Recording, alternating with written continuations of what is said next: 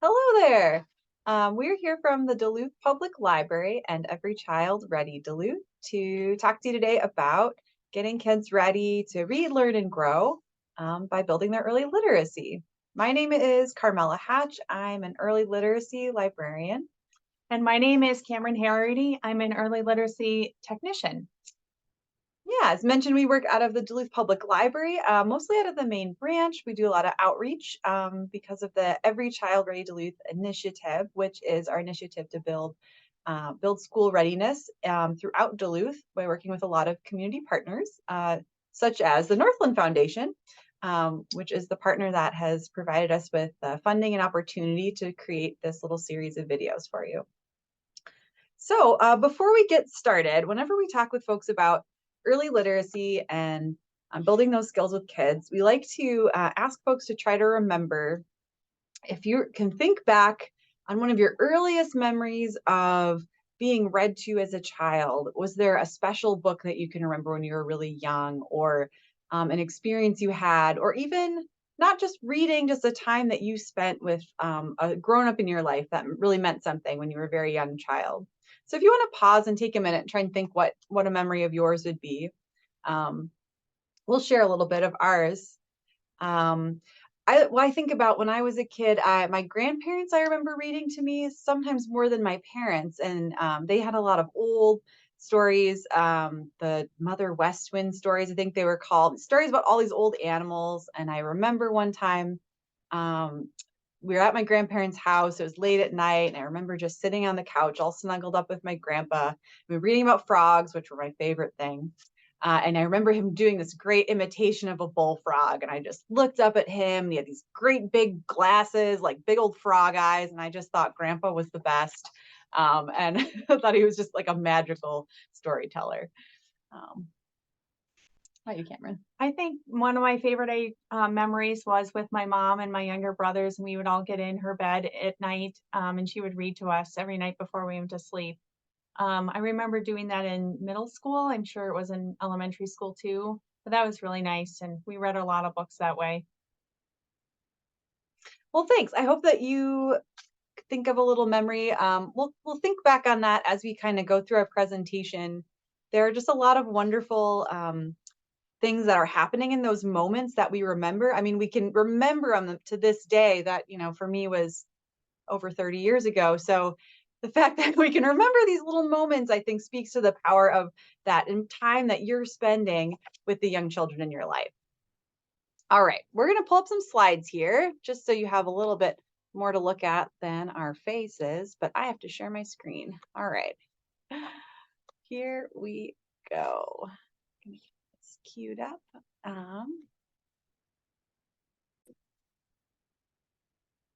All right, it's a little presenting here. There we go.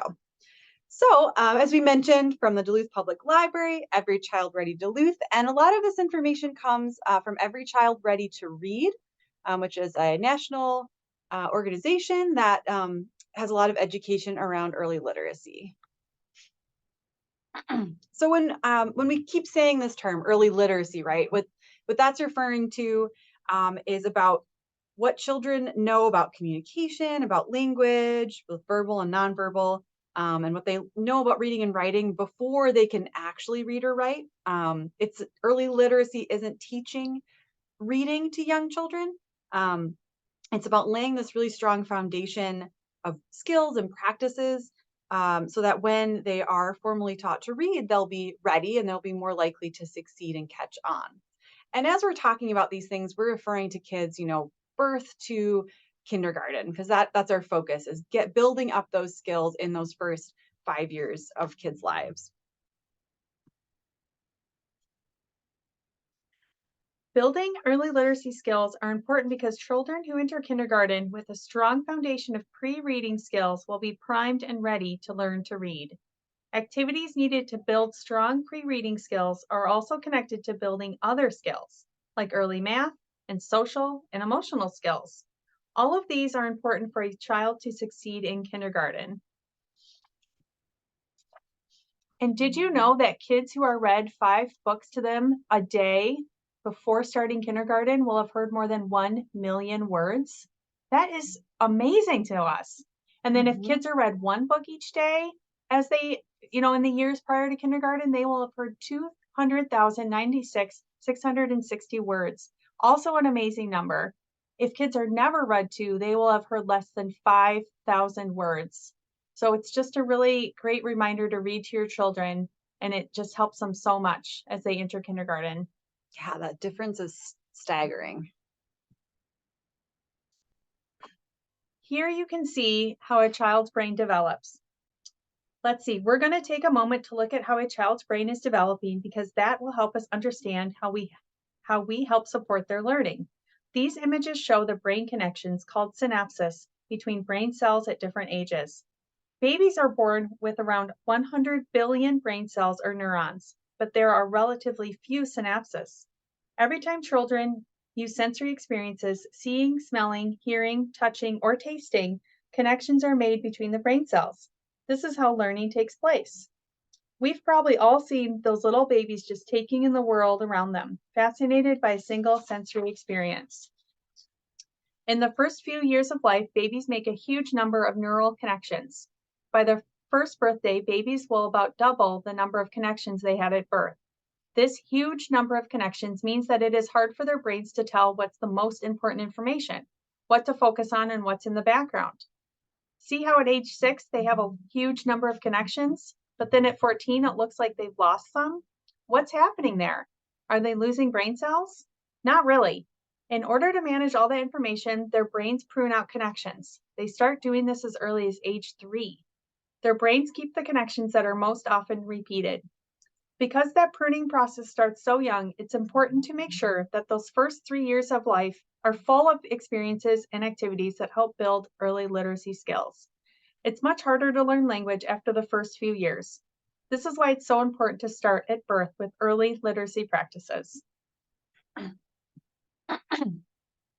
So, I know we said we're not going to, teach our young children to read necessarily, but it helps us to understand what's going into that process of when they are learning to read so that we can build all those pre-reading skills. Um, so this little equation kind of shows that there's two parts that going into learning to read: decoding and comprehending.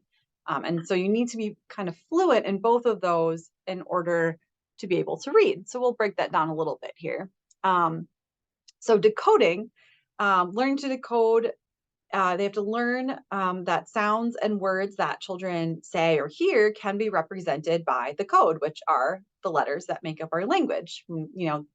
To children that don't know letters, they're just a bunch of shapes and lines. Um, so decoding skills basically are the ability to break up words from their smallest to their largest parts. So when children are learning to read, it's a lot of sounding words out, like the word small, s, all, hearing those different syllables. This is why rhyming skills are just one of the greatest and most age appropriate ways you can help build those skills. Playing with nursery rhymes and songs, because you can really hear the way those words sound and how they break up into little pieces. Other important part is helping children learn the names of all these letters so that they understand all the components of the code. So we have a little exercise for you to just try to illustrate what this is like. It's hard to remember, back all those years ago when you first decoded. If you look at this letter code and the symbols below, see if you can determine what it says in that purple box. You can pause if you need to, but it says I can read. That's just a little practice to help us, like I said, remember, just what it takes to seeing those foreign letters and how much work your brain kind of has to go through. So that's the one part. Next part is comprehension. Making sense of the code. Understand what the print is saying. If you can decode individual words, but you can't put them together and understand what they mean, that's not helpful. Learn the meaning of words. Vocab skills start from infancy. Babies listen to caregivers and learn the meaning of words through those words being spoken to them paired with their experiences. Oral comprehension is needed first before reading. Have plenty of language experiences. Reading is one example, but many other ways we'll talk about. Read the sentence below. Can you decode all the words? Do you know what it means? Leah is hipple when she roughs with her mom. What do you think that is saying? Yeah, we don't have a reveal because hipple and rough could mean just about anything without any other context in that sentence. So that's what we mean when we say that the comprehension of language is so important. Children learn best by doing, and they love doing things with their grown-ups in their lives. That's you. Young children learn best through doing things with others. They cannot learn from a video the same way an adult can. They need an adult they feel safe with and connected to. Children learn a lot from watching and listening to their adult role models, and we all know they're listening and watching you all the time. The great thing about this is that you will have many opportunities to build early literacy skills while you do everyday things together. From preparing and eating food to walking or riding in the bus or car to cleaning up and sorting toys. Everything is a learning experience. And that feeds into what we call the 5 early literacy practices. Now, this comes directly from Every Child Ready to Read. It's not our original, but it's a great model that helps break down so much learning into really simple practices that I guarantee you're already doing every day. If you're taking care of children, of course you're talking to them. I hope you're reading with them, and singing and writing and playing. So these 5 things aren't, meant to be like extra assignments or chores that you're trying to, put on top of your day. These are things you can incorporate into all those everyday things you're doing all the time with kids already.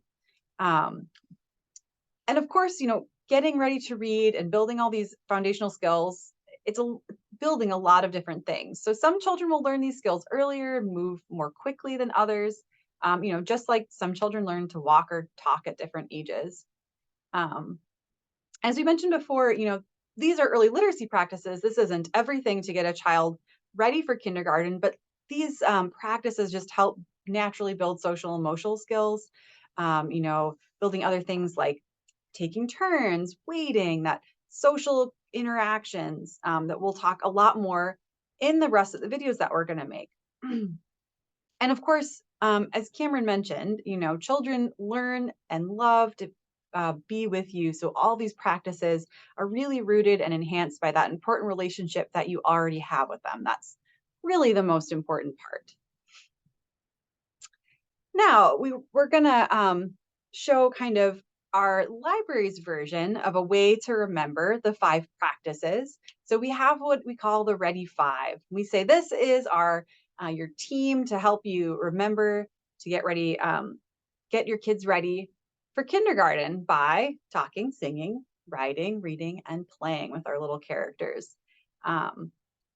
So the rest of the videos that we have created and we'll be sharing each one is based around one of these practices. So we'll talk a little bit about why the practice is important, what's kind of going on in their development, and then what are some practical everyday things that you can do to enhance these practices and build their skills. So we're also, I think I'm going to pause, stop the share here. And we will pause so that I can pull up our Every Child Ready Duluth website and we can show you a little bit more about the Ready 5 and what the library has. Okay, so this is the Every Child Ready Duluth website. It's connected to the Duluth Public Library site, but you just have to remember everychildreadyduluth.org if you're not on the duluthlibrary.org site. So basically, what we have here is some more information about school readiness skills, ways for you to connect with us on Facebook and our newsletter. There's options right here. We'll get a little bit more into that. And then we have a little bit more about the Ready 5. So I'm going to show you this really quick video we have to introduce you to those guys. Rise and shine with Ready 5. 1. Talk it out. 2. Sing all about. 3. Write away. 4. Play all day. 5. Read your way. Kindergarten, here we come. Talk, sing, read, write, and play together. Add in good nutrition and sleep, and you are well on your way. Learn more at everychildreadyduluth.org. All right, so that's just a little their little intro to help you remember that talk, sing, read, write, and play together. We do have a little bit more about Every Child Ready Duluth. We have a community coalition that we meet with and try to actively work together to put on more programs and resources throughout the community for school readiness that anyone's welcome to join. But also on our site, I wanted to point out we have more resources, helpful links for families. This infographic shows kind of the community partners that we work with and their resources, which is pretty awesome. And here at the bottom, again, you can sign up for our e-newsletter. Once a month, we put out a newsletter specifically geared towards parents, caregivers, educators of children birth to 5.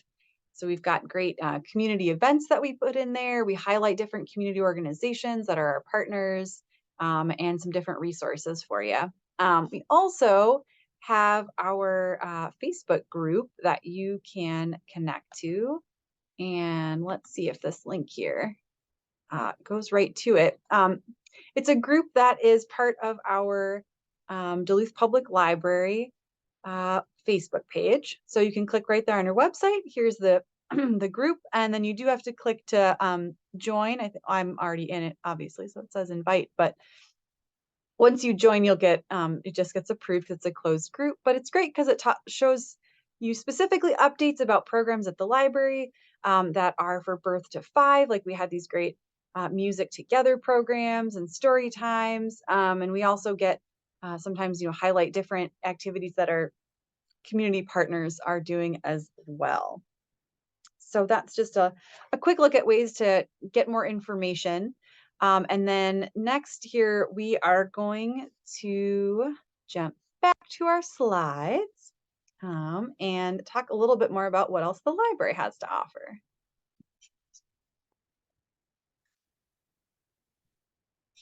Oh, well, look at that. Went right back to the beginning. How helpful. Hold on one second. Cameron's going to talk to you. There we go. About the library and what we can do. That's why I start from the beginning. Talk about what the library has to offer to help with early literacy skills. Okay, so yes, of course, you all know that we are here. We're downtown Duluth, and here are many of the options that we have for you all to check out between books and music CDs.